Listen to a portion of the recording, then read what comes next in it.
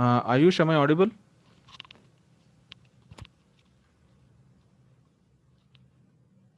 Ayush saying. Yes, sir, you are audible. Okay, so we will wait for 5 more minutes and let some other people join and then we will start. Okay. Okay, sir.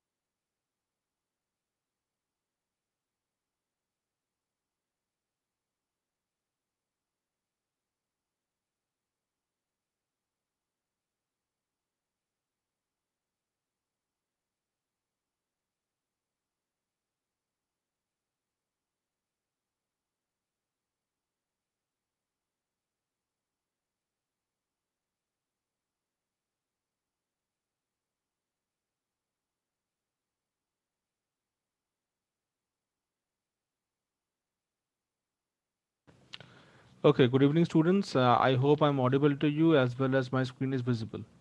If any one of you can confirm, it would be great.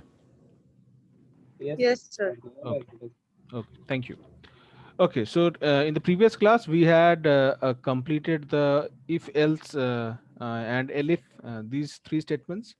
as well as we also completed the while loops, and also we had started with the for loops. So we had completed the first two slides, right?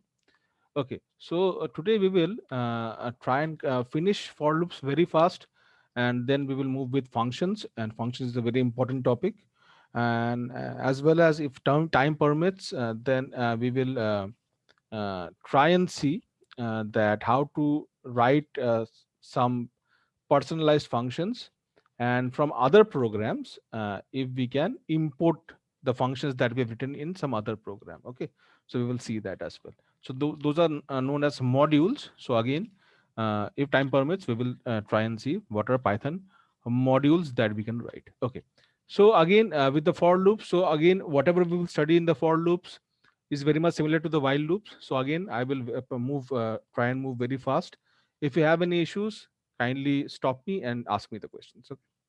Okay. So again, whenever we have a for loop, so obviously in the case of while loop as well, we have seen that we have a continue statement, right?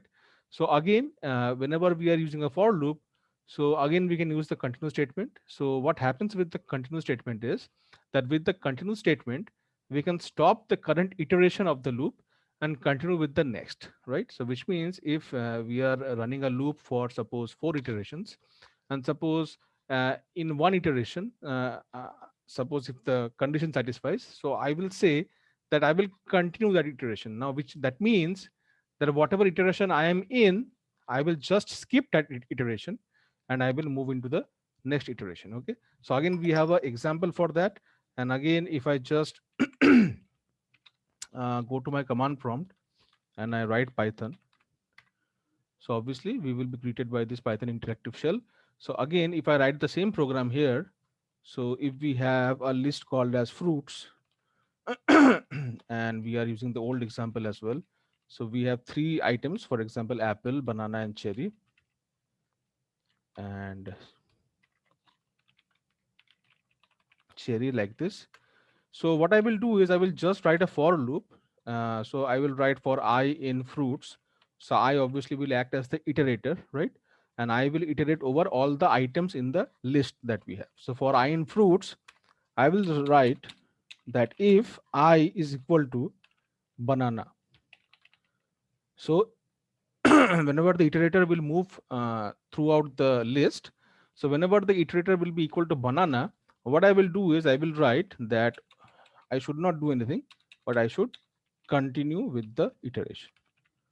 I should continue with the iteration. Otherwise, if it is not banana, so what I will do, I can print what? The value of I. So again, what will happen here? So whenever the value of I is equal to apple, it will check whether I is equal to apple or I is equal to banana or not. So if not, then what we will do? We will just not go into the scope, right? I will just skip the scope and I will go into the next statement. What's the next statement? It is print of I. So I will print apple, right? Then what will happen? Whenever I goes to banana, I will come back and check, is I equal to banana? Yes, it is. So what I will do, I will come inside the scope, I will continue the iteration, right? So if I continue the iteration, which means I will not go to the next statement, that is print of I. So I will directly uh, go to the for loop condition. And again, in the for loop condition, I can see that I have to move to the next element. So whenever I move to the next element, which means I will be equal to cherry, so again I will check, is I equal to banana? It is not. So if it is not, then I will not move into the scope. I will just move to the statement that is out, that is after the scope, that is printing of I. So which means in this example, the output will be apple and cherry, but I will skip printing the banana. So let us see whether the same thing happens or not. So if I just press enter, again you can see that we are actually printing apple and cherry, but we are skipping banana because uh, in the condition we have written that if the iterator is equal to banana, then we should continue with the iteration and continue with the actually the next iteration. Okay. Now, if this is clear, then we will move to the next function, and that is known as nothing but the range function. Okay. Now, what happens in a range function? Let us understand. So, to loop through a set of code, right, a specified number of times, we can use the range function. Okay. Now, if you see this example, we have seen this example earlier as well, but still, for example, if I write for I in range, and if I write a number, for example, suppose I'm writing 6. Okay. Now, obviously, what will range do? It will do nothing but it will just start from 0 and it will continue till what? It is less than 6, which means it is equal to 5. Okay. So, which means if I print I in this case, it should print from 0 to 5. Let us check.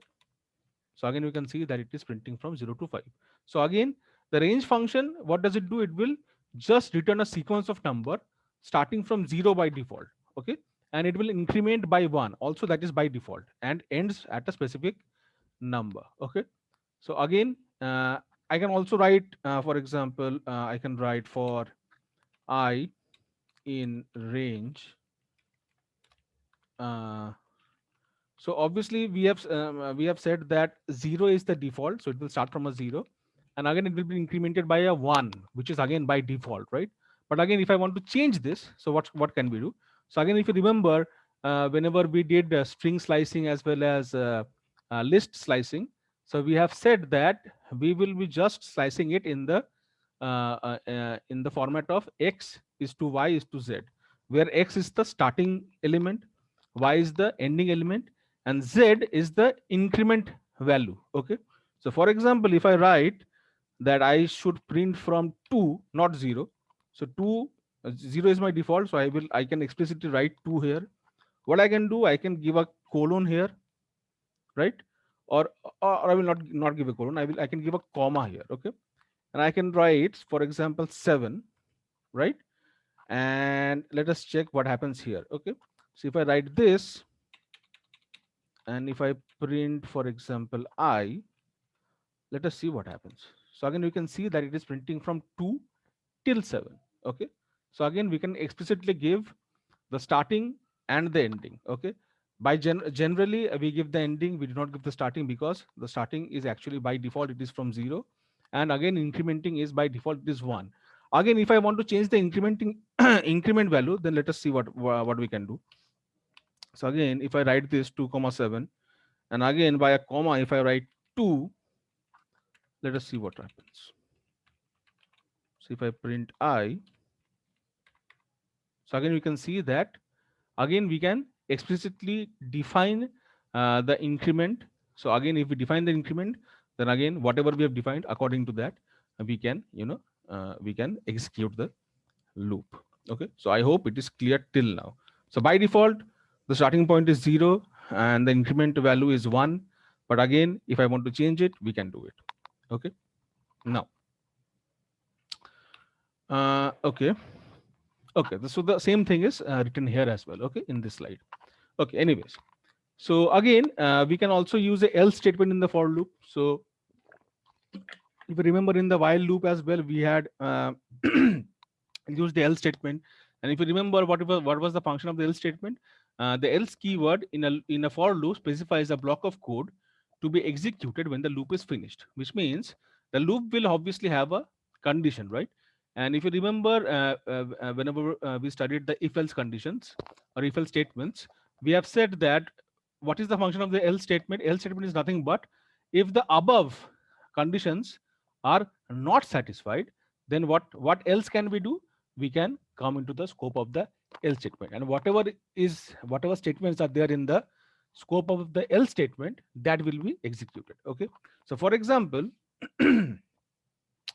if I write for I in range, for example, 6, so obviously it means that I am trying to print the values of I from 0 till 5. Okay. So if I write this and if I give a colon, I give 4 spaces. If I write print of I, so obviously it will print from 0 to 5. After it prints 5, then the value of I will increment to 6, right? So whenever the value of I will be equal to 6, so obviously it will come out of the loop, which means the loop condition will not be satisfied. Okay. So in that scenario, if we want to print anything, so what we can do, we can write a else statement like this. What can we write? We can write that, for example, loop ended like this. Okay. And again, if I press enter, you can see that it will print from 0 to 5. And whenever it goes to 6, it will come out of the loop. and whenever it comes out of the loop, it will print whatever statement is there after the loop. So what statement is there? There's a else statement. So obviously whenever there's a else statement, what we will do, we will come inside the scope of the else statement, and then there we can find what, that there's a statement that that should print what, a loop has ended. Okay, so again we are coming into the scope of the else statement and we are printing what, loop ended. Okay, so I hope I'm clear till this. Okay, again the else statement will not be executed if the loop is stopped by a break statement. So obviously that is the case, which means if for example I write the same thing again, so for I in range 6, so what I can do, I can write, for example, if x equals to 3, I can write what, break. So what does break actually mean? It means that we are coming out of the whole program, right? Break does not mean that we are coming out of the loop. Break means that we are coming out of the whole program. Okay, now if I write break, and again if I write the same thing, if I write a else statement like this, and again if I write print uh, loop ended. Okay, so if I write this, so obviously whenever the value of I was equal to 0, the loop will be executed. There is nothing, there is no print statement, so it will not print anything. Then the value of I will become 1, the loop will be executed. Someone's mic is on. सबका हो गया 5:30 Shafaq Bushra, kindly, yes, thank you. Okay, so where were we? Just a second. Right, okay. So what will happen, then the value of I will be, okay, this will not run because we have made a mistake. Just a second. Okay, so if so this, okay, so if I write this, if I write I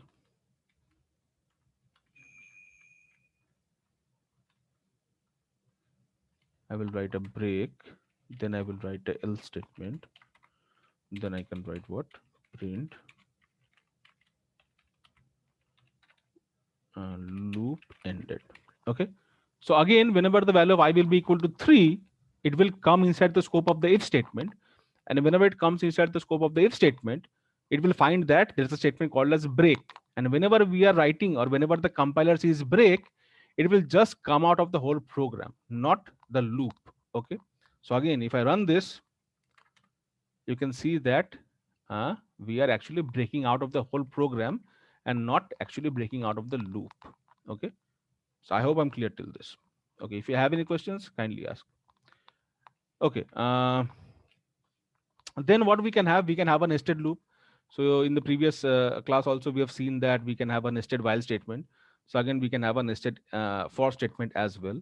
So again if I just see this example, so suppose if I have two lists, the first list is suppose adjective, right? And suppose we have three elements here, so one is red, second one is big, and third one is for example tasty. So these are the attributes of a fruit, right? Okay, so and again suppose we have another list of fruits, sorry, where we can give the same example again. So we can have apple, we can have banana, and suppose we can have what, cherry, like this. Okay, so what we can do, we can write for I in adj, right? Okay, so for I in adj, I can give 4 spaces. I can again write for j in fruits, right? I will press enter. I will again give 1 2 3 4. So the 4 spaces is for the first for loop, and the second 4 spaces is for the second for loop. Okay, and what I can write, I can write print I comma j, like this. Okay, so which means what will happen here, okay, so again the first I will go to the red. Okay, so obviously it will print a red apple. Okay, so J is in fruit, so it will print. So for one red, it will print red apple. Then it will print what? Red banana. It will print what? Red cherry. Okay, then the first loop will be incremented. So again, it will print what? Big. So it will print big apple, big banana, big cherry. Okay, and lastly, it will become tasty. So it will print tasty apple, tasty banana, and tasty cherry. Okay, so I hope it is clear till now. So let us run this and let us see whether we have discussed the correct output or not. Okay, so if I run this, so again you can see the same thing. So for every time the first loop runs, the second loop will run 3 times. Okay, then after the second loop runs for 3 times, the first loop will be incremented by 1, which means now it will run for again 3 times the second element, right? For the second element, the second loop will run 3 times. Again, for the third element in the first loop, the second loop will run for 3 times, and so we this is the output that we will get with the help of a nested loop. Okay, now also as we have seen in the case of while loop, we can again have a pass statement. Now again, if I give the same example, so if I have for I in, suppose we have a list called as 1, 2, and 3. So there are 3 elements, 1, 2, and 3. And suppose I will go inside the loop, but I do not want to do anything. Okay, I do not want to uh, print anything. I do not want to execute any statements, right? So what I can do, I can give a enter, and again, if I give a enter, and if I give 4 spaces, and if I don't write anything, and I press enter, so again you can see that we will get an error.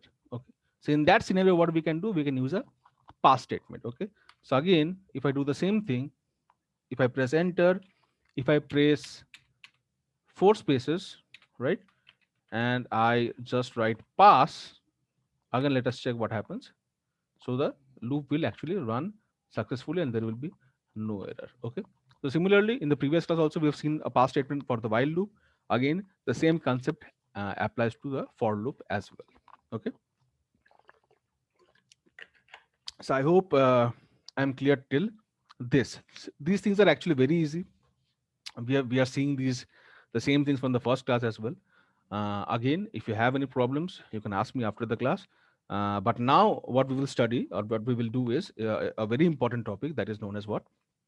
Functions in the case of Python. Okay, now uh, let us move the slides. Okay, now what is a Python function?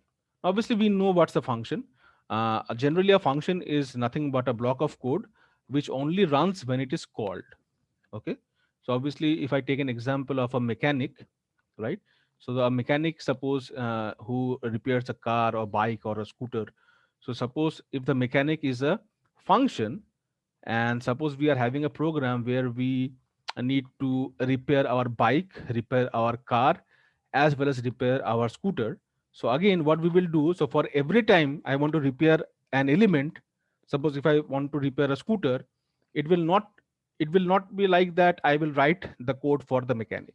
Okay, every time I want to repair my bike, it is not feasible that every time I will write the code for the mechanic. Okay, and again, every time if I want to repair my car, it is not feasible that I write the code for the mechanic to repair that. Okay, so what we can do is we can write a single code for a mechanic, right? And every time I need to fix any vehicle, be it a car, be it a bike, or be it a scooter, I will just call the mechanic function, and the mechanic function will come, it will do its job, and it will go back. Okay, so again, a function is a block of code which only runs when it is called. So this is the first point. Okay, the second point is you can pass data known as parameters into a function, right? So either we can pass parameters, again some of you might call parameters as arguments. Okay, so both things are true. We have a slide where we have shown that, or where we have written that both the concepts, parameter as well as arguments, both the concepts are the same thing, but again they are called different names. Okay, so again, whenever we pass data into a function, they're known as parameters or arguments, right? And again, the last point is that a function can return data as a result. Okay, so again, we have seen in the case of C, C++, Java, that again for a function we have a return statement. Okay, but in the case of C, in the case of Java, or in the case of C++, we will see a slight difference whenever we are doing the same thing for Python. Whenever we are returning values from a Python function. There's a slight difference, and that we will see later in the slides. Okay.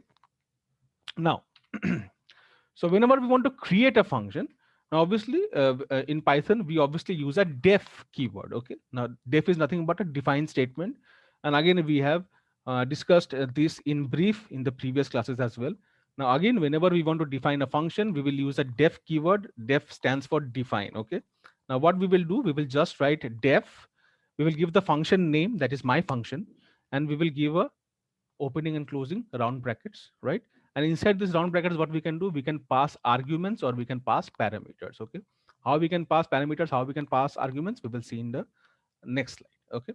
So what we can do, so suppose we are defining a function, and suppose whenever the program calls this function, so obviously whenever the function is called, the scope of the function and the statements that are there inside the scope will be executed. Okay.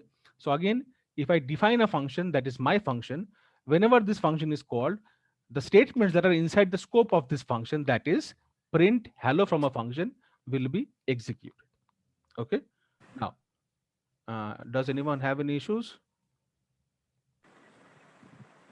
Because Avinash, your mic is on, so if you can kindly mute yourself. Roll 133, yes. Okay, thank you.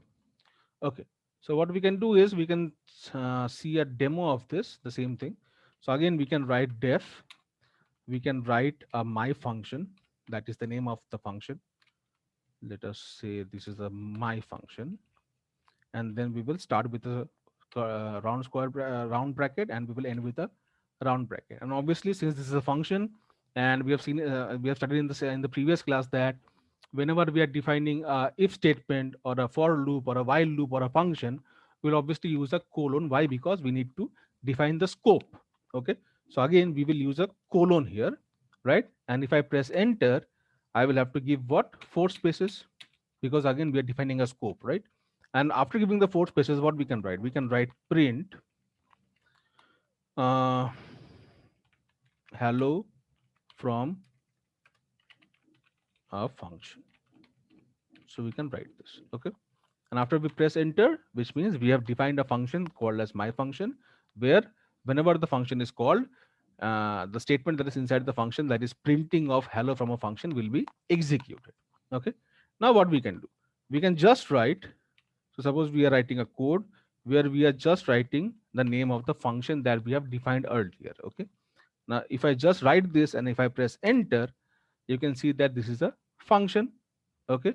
And what we can do to run this, actually, see, I can write my func and I can give the opening and the closing brackets like this. And if I press enter, then you can see that whatever statement was inside the function is now executed. Okay. I guess I'm clear till this. Okay. Let us move forward. Just a second. So again, information can be passed into the function as arguments or parameters, as we have discussed earlier. And arguments are specified after the function name and inside the parentheses that we have. Okay. You can add as many arguments as you want, just separate them with commas. Okay. Now again, if I just see the example that is below, and let us see a demo of this.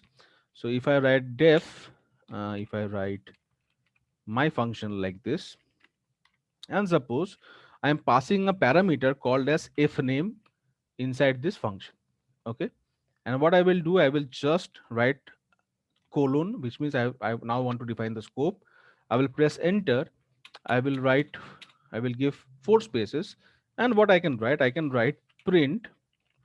Suppose, for example, I can write if name plus I can write what? Space college.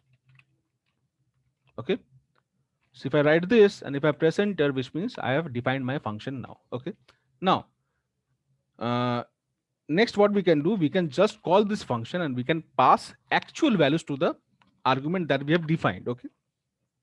So what I can write my function like this, my func. Okay. I will give a opening and closing parenthesis. And inside this parenthesis, what I can write? I can write, oh, sorry. I can write for example, IEM. Okay. So if I write IEM and if I press enter, you can see that it's printing what IEM college. Now what happened actually?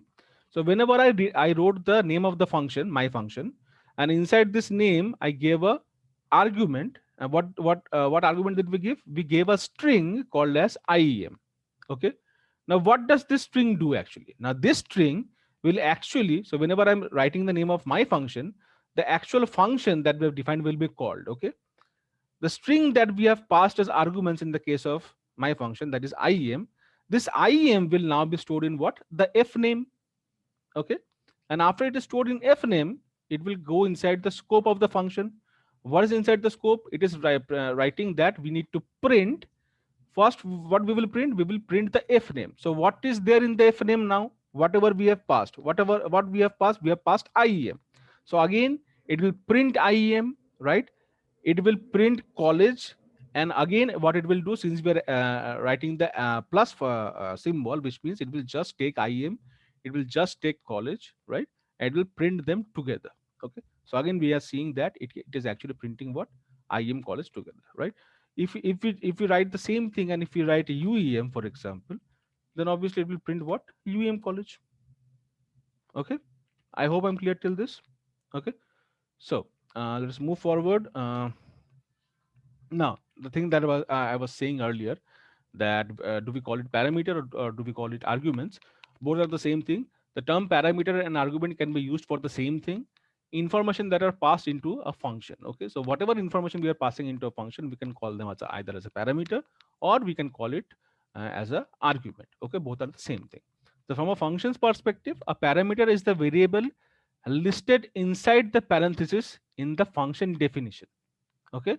And an argument is the value that is sent to the function when it is called. Okay. So we are seeing a slight difference. What's the difference? That whenever we are defining a function, right? So in this case, whenever we define this function, right? So inside the parenthesis, we have given a name of a variable that is called as f name. So if I am defining a function and if I'm writing something inside the parenthesis, we can call it as a parameter. Okay. Now, whenever we are calling this function, and whatever we are writing inside this function, inside the parenthesis, whenever we are calling the function, that's something. So in this case, IEM and UEM. So it is called as what? Argument. So that is the slightest difference that we have. So whenever we are defining a function, whatever is inside the parenthesis, that is called as what? A parameter. And whenever we are calling a function, so whatever thing that we are giving as input inside the parenthesis, we are calling that as argument. But for general public, parameters and argument is the one and the same thing. Okay. Okay. Next is let us dive deeper into the case of arguments. Okay. Now by default, a function must be called with the correct number of arguments. Okay. So which means if whenever we are defining a function, if we are passing two parameters, right? So whenever we are calling the function, we should also pass two arguments. Okay. It should not be not be like that. In the parameter section, we are actually defining three parameters, but whenever we are calling the function, we are actually giving two arguments. In that scenario, it will generate what? An error. Okay. So by default, a function must be called with the correct number of arguments. Okay. Meaning that if your function expects two arguments, you have to call a function with two arguments, not more, not less. If we do that, we will obviously get a error. Okay. So again, if I see this demo, you will be able to understand better. So again, if I'm defining a function called as def my function, right? And we are passing two parameters. First one is known as f name. The second one is known as what? L name. So first name and last name. Okay. We will give a colon. Obviously, we have to define a scope. So again, we will press enter. We will give four spaces, right? And after giving four spaces, what we will write? We will write print of what? F name plus, I can give a space in between. Again, I can again give a plus, and I can write what? I can write L. Okay. So we have defined the function, but whenever we are calling the function, so if I write my function and if I pass two values as arguments, so if I pass IEM and if I pass college, and if I press enter, oh sorry, there should be a underscore. So if I just run this, you can see that we are actually printing IM college because we had defined two parameters and we are passing two arguments. Okay. But again, if I just pass one argument and we have defined two parameters, let us understand what happens. So if I just press enter on this, again you can see that we are actually receiving an error. Okay. So I hope I'm clear till this. Okay, just a second, guys. Let me connect my hotspot because uh, any moment the power can be cut. Just a second.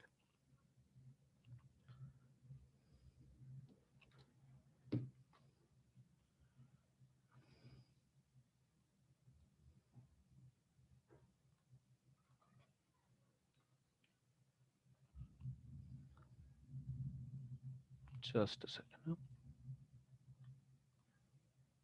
Okay. So I hope my audio is still audible and my screen is still visible to you guys. If anyone, Yes, sir. yes, okay, fine. Okay, so again, we have seen that in the first example, we have defined two parameters, we have passed two arguments, no issues. In the second example, we can see that we are defining what two parameters, but we are passing one argument, then there will be a error that we will be getting. Okay, now, now it can happen that generally suppose to a function, if I want to pass 7, 8, 9 arguments, right? So it is very bothersome for us to define a function and explicitly defining 9 parameters, okay, or 7 parameters, right? So again, what was the example that I'm giving? That suppose in a program I need to call a function with 7 arguments. So again, whenever we are defining the function, it is very difficult or not feasible at all to define 7 parameters. Okay, so in that scenario, what we can do, we can use something called as what a star args, and star args is nothing but it's actually a the concept for arbitrary number of arguments. Okay, now again, if you see the pointer, again it is saying the same thing, that if you do not know how many arguments that will be passed into a function, add a star before the parameter name in the function definition. Okay, so again, if I just write that suppose if I define my function like this, okay, and if I write star args like this, okay, I will just give a colon, I will just give a colon, I will press enter, I will give just a second. Okay, yeah. Okay, so I will give 4 spaces and then I can write, for example, print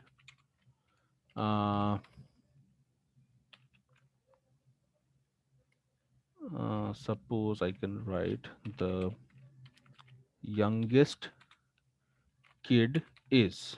Okay, so what I can write? I can write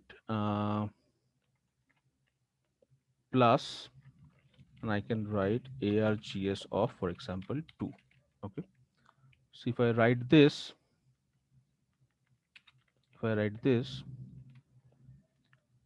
and so we have defined the function. So after we call the function, then I will explain you what happened actually. Okay, so what I can do, I can write my func, and I can write for example ml, I can write Tobias, and I can write what, Linus, like this. Okay, and now if I press enter, you can see is that we are actually printing what, the last argument that we have actually passed. Okay, now what happened in this case? Now see, we are actually defining what, a function called as my function, and inside the parameter section we have just written what, star of args. Now what is args in this case? So args is a variable, right?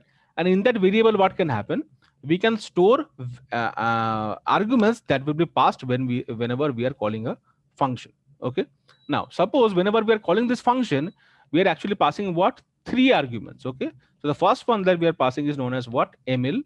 The second one that we are passing is known as what, Tobias, Third one that we are passing is known as Linus. Okay. Now, so whenever we are giving a star args, which means the three arguments that we have passed, or for example, it can be 4, it can be 5, it can be 6, it can be 7. So whatever number of arguments that actually we are passing will be stored inside what? ARGS. Now, what's the star? Star is nothing but a pointer to ARGS. Now, obviously, ARGS in this case will be nothing but a list. Okay. Now, why we are writing star of ARGS, which means we are actually pointing to the first element of the list, or we are pointing to the name of the list itself. Okay. So whenever we are pointing to a name of a list, so obviously it means that we are actually pointing to the first element of the list. Okay. Now, whatever elements we are passing as arguments, those elements will be stored inside this list known as what? ARGS. And why are we giving a star? Because obviously we want to point to the first element of the list. Okay. Now what we can do, if I want to, so whenever we have a list as in ARGS, and in that list we have 3 values, and if I want to just print the last value of the list, so obviously the length of the list is what? 3. So it is 0, 1 and 2 actually the indexes. And if I want to print the last element, we will obviously write what? The name of the list, that is ARGS, and the index of the list, that is 2. And if I write this, obviously I will be able to print what? The last element of the argument that we are actually passing to the function. Okay. Am I clear till this? Sir, Tell me. if I pass say 2 arguments, then Mhm. will this not fail? Which one? This This one, the because you program want that we have to print written. the last argument, right? Yes. So sir, if I pass only two Wait. arguments, Yes. Emil and I Tobias, I understood your question. isn't it better to write ARGS of -1? Yes, Then obviously. last argument will be printed Yes, always. exactly. I got what you are saying. Which means you are trying to say that if I write it like this, right? And now if I press enter, and since in the function definition it is said that we will actually printing what? The element that is in the second index, right? So in that scenario, obviously there will be a problem. Okay, so if I just press enter in this case, so obviously it will be a problem, right? Now again, what you said, that if I just want to print the last element, yes, what we can do, we can obviously write not args of 2, but we can write args of -1. So obviously if I write -1, which means obviously we will be printing the last element always. So whatever is the length of the list, we will always be printing what? The last element. Okay, obviously you are correct. Okay, clear? Yes, sir. Okay, yep. Okay, let us continue. Right, okay. Also, in Python, we can send arguments with the key equal to value syntax pair. Okay, so key and value syntax or key and value pair, again, we can pass into a function, and let us see how. Okay, so again, if I have a, if I want to define a function like this, called as my function, and inside the function, suppose let us pass 3 parameters, let us define 3 parameters. Suppose we are defining child 1, uh, child 2, and child 3, right? We'll give a colon, right? What I will write, I will write print uh, the youngest child is, and what we can write a plus, and we can write child 3. Okay, so again, so we've defined the function, let us press enter. So obviously the function has been defined. Now what we can do, we can write my function, right? And what we can write, so either we can directly give the names like Emil, Tobias, and Linus, right? And what will happen, Linus will be stored in child 3, and we can print Linus. Okay, but also what we can do is we can write the same thing in a key value syntax. Okay, so again, if I write child 1, if I give a equal to, I can write, for example, Emil. Okay, I can give a comma, I can write child 2, and I can write what? Tobias, right? And again, I can give a comma, I can write child 3, and again I can write what? Linus. Okay, so again, if I just press enter on this, again it will be printed what? That the youngest child is Linus. Okay. So again, this is another way by which we can give arguments to the function as well. Okay, in the format of key equal to value syntax. Okay, right. Next.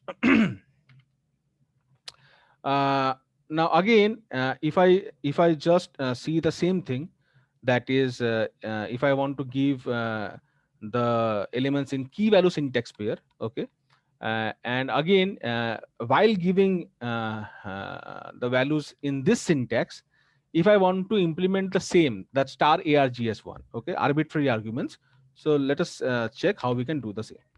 Okay, so in that case, we will write something called a star star keyword arguments. Okay, so again, if I give if I just see the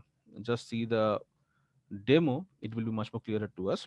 So again, if I write define my function, and let us write, for example, I will give 2 stars, and I can write, for example, kid. So kid is the name of the parameter, and again, we are actually trying to give arbitrary keyword arguments, so we will write double star in this case. If it was only arguments, we could have written a single star, but again, since it's a keyword argument, we will actually write what? Double star. Okay, so and again, we can give a colon like this, and what we can write? We can write print name is, and for example, I can write plus. So kid is the name of the parameter, and inside this kid, so what I can write, I will just take the last take the element that is starting with a L name. Okay, so if I write L name like this, and if I press enter, so we have defined our function. Okay, now let us check what happens actually. So if I write my function, if I call this my function, and in this scenario, if I write f name equal to, for example, Tobias, right? And we can write L name equal to, for example, whatever is the name. What's the name? REFSNES. Okay. So if I write this, so obviously what will happen is we are actually passing two keywords, key and value syntax pairs. So we are passing two pairs into the function. Now this function, what it will do, it will have a list called as a kid, right? And inside this list, it will be actually a two-dimensional list. Okay, so inside this list, what we will store? We will store actually two elements. So for the first element, it will be f name, and inside that f name field will store what? Tobias. And again, in the next field, the name of the field will be L name, and inside that L name we will be storing what? Refsness. Okay, that's the surname. Okay, and whenever we want to print only the surname, we'll just take the name of the list, that is kid. We will go into the L name field, and whatever is there in the L name field, we will just extract that and we will print it. Okay, so again, if I press enter, you can see that the name is what? Actually the surname that we have passed into the function. Okay, Rohit, you have raised a hand, I can see. Hello, sir. Tell me, Rohit. Sir, I have a doubt that how can I print all the key? All the key. Yes, sir. See, this is not a dictionary, yeah, Rohit. Sir, the argument is coming something like dictionary, I think, because you are writing a variable and then put in a key and it will return a value. So Okay, so what we can do is, it is not possible to print all the key or that come into the function. okay, let us say, or let us define the function in different way then. So suppose let us see whether we can print kid directly or not. Just a second. Okay, it is not defined. Okay, so what we can do is, whenever we were defining the function, right? So I see the type of kid. Sorry. Sir, check out the type of kid. If it is a dictionary, then it is possible, I guess. Let me check. So kid is actually not defined, so I guess we cannot print the type of kid. because kid is actually a local variable to the function. Okay. Inside the function. Yes, inside the function. Yes, that we can do. Okay. So let us define the function first like this. If I press enter and I give 4 spaces, so suppose let us print the type of kid. Yes. Okay. So if I just print this and if I just call the function, let us see what happens. Okay, this is the function call. So if I just press enter, it is dictionary. Yes, you are correct, absolutely correct. So what we can do, in that case, so whenever we were defining the defining the function, so we can write for I in kid dot keys, right? Or we can just print the keys. So I can write print kid dot keys in that scenario. Okay, and if I just press enter, and again if I call the function with this, so again, okay, what happened? So you have to Okay, so put keys bracket. put the bracket. Yes, I have to put a bracket. Okay, like this, and yes, okay, yes, we can do that. Okay, Rohit. Yes, sir, got it. Okay, thank you, Rohit. Okay, okay, so I hope it is clear till this.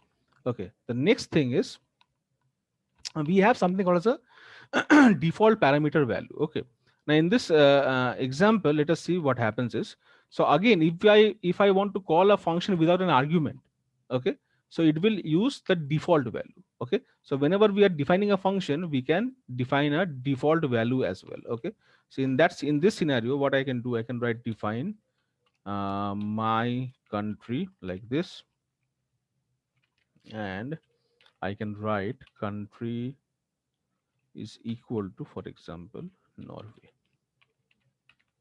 Okay, so, and if I give a colon and if I give 4 spaces, I will print what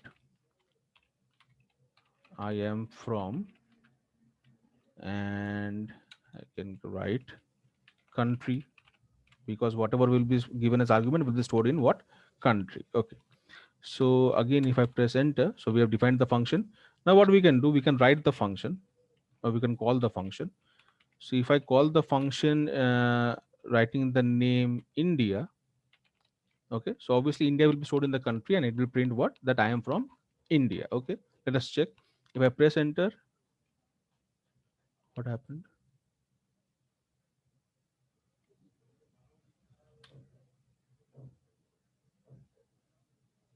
Oh, sorry.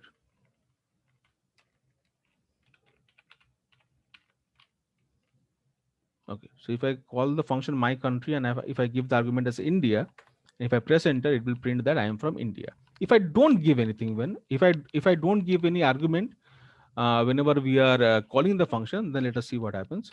So if I don't give any argument whenever I'm calling the function, then by default it is saying that it will print that I am from Norway. Let us check whether that happens or not. So if I just press enter, so again you can see that by default we have set a default value, and if I do not give any argument, then obviously it will print that I am from whatever default country name that we have given in the whenever we have defined the function. Okay, I hope I'm clear till this. Okay. Now, very quickly, let us move to the next thing. We can also pass a list as an argument. Okay. So again, I will not go into the demo of this. You can just see the definition, just see the example here, and it will be clearer to you. So if I'm defining what a function called as my function, and we are giving a parameter as food. So food is the name of a variable. And what I can write for x in food, right? So again, food should be something that is actually iterable, right? So again, we are defining a for loop. X is the iterable variable that will iterate over this food variable or food argument that we will pass from the pass whenever we will call the function.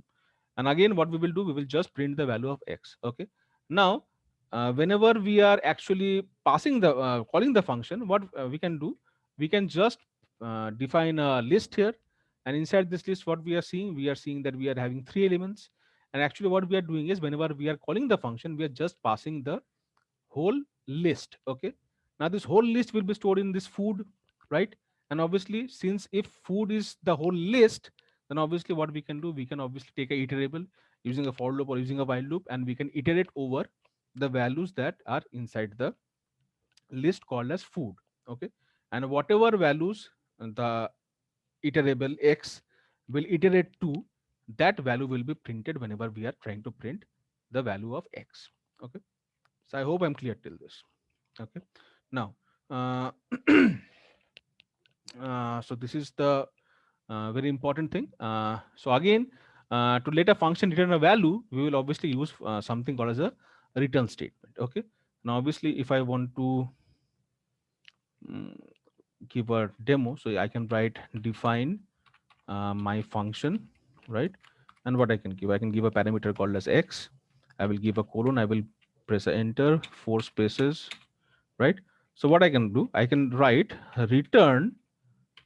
So whatever is the calculation, we will return that thing to the calling function or the calling variable. Okay, so if I write return 5 into the number that will be passed as the argument, so 5 into x, so we can write that and we can press enter like this. Okay, now what we can do, we can, if I just call this function, if I just write my function, and if I give 5, so obviously the result will be what, 25.